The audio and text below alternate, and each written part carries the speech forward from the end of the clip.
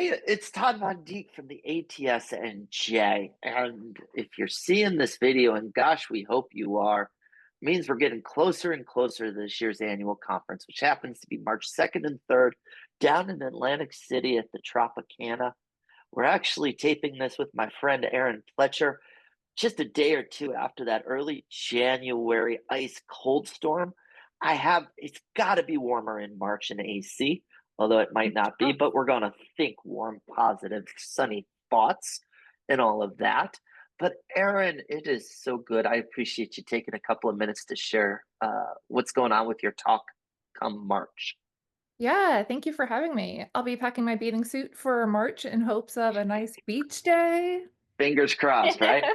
There we go. So you're over at Thomas Jefferson, just Yeah. across the bridge from me in New Jersey. Tell me what's going on there. Any good news? You back in class? What's the latest? Yeah, so we are 1 week in to our spring semester. We did have a nice entryway with a online snow day. Although I told my students, I was like, oh, this is flashbacks of COVID. Like, I cannot, this better be our one and only snow Yeah, day. one and one, one and done. Yeah.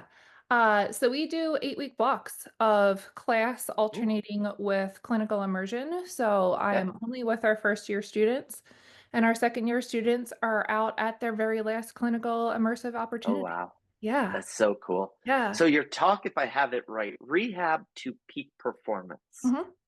Give us a preview.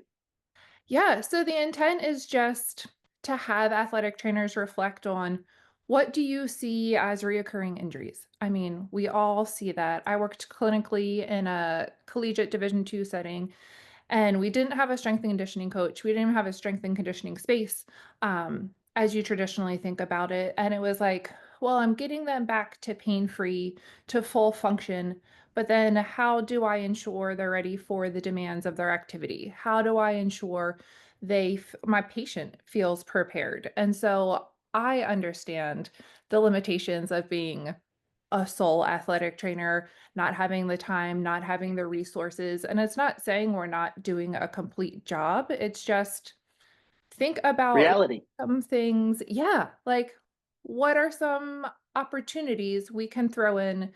So, the overall purpose of this is just to think about Olympic lifting as a rehab tool rather than just strictly a strength and conditioning Okay, tool. And so, just to put that in your brain, if you have the opportunity to incorporate it in your clinical practice, perfect. If not, that's fine. cool. So one of the things we started this video series last year, we ask everybody, what's your one hope? What's the one thing you hope the day they get back from that beach day in Atlantic City at the conference? Beach after the sessions. Let's be crystal clear. Yay. Education, then beach.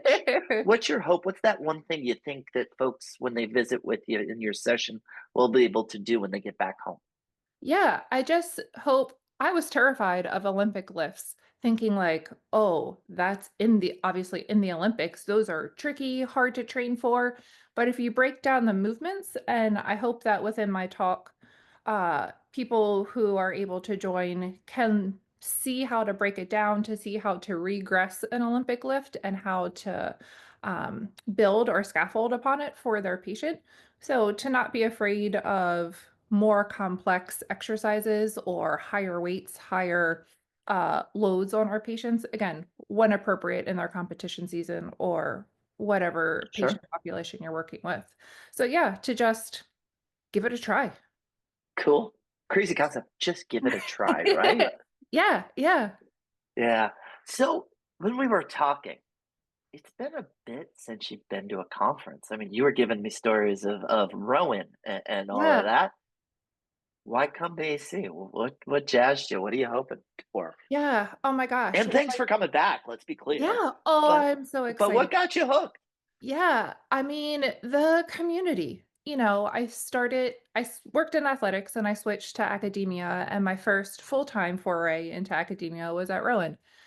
And I gotta tell you, between Rob Sterner, Doug Mann, and all the preceptors, it was just, I couldn't have asked for a more supportive environment. Sure, And I still keep in touch with a large majority of the people that I met, and it's just, they help me, they help my current students at Thomas Jefferson, and so to see people in person again, it's always so nice to beautiful just thing. catch up. Yeah, yeah. Erin, Pletcher, thank you for the time. So Thank you, Todd. This appreciate was it. great. Yeah. Yeah. Conference is March 2nd and 3rd, Atlantic City. Go register right now, atsnj.org. Thanks.